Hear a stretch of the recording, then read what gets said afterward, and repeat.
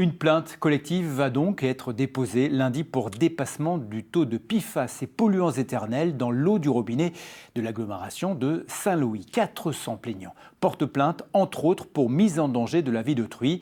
Saint-Louis Agglomération et le distributeur Veolia sont notamment visés. Géraldine Dreyer et Valentine Heitz.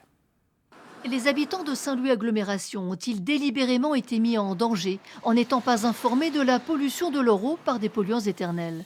Ils sont nombreux à se poser la question et 400 d'entre eux, rassemblés en collectif, seraient aujourd'hui défendus par Maître André Chamy. Depuis le 5 mai dernier, 11 communes sont bien soumises à des restrictions de consommation imposées par la préfecture, une décision bien trop tardive, selon l'avocat. Cette contamination était connue des services des eaux et de l'agglomération et de l'opérateur privé, et bien entendu, ils n'ont informé personne. Et ce, pendant 2 ans, sans dire qu'il y a eu des dépassements. Et bien entendu, ils ont même voulu dissimuler 2 choses. D'abord, l'existence de la contamination et deuxièmement, la dangerosité de la contamination.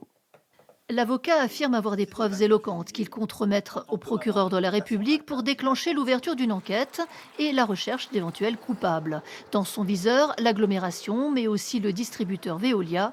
Ce dernier réagit et se défend.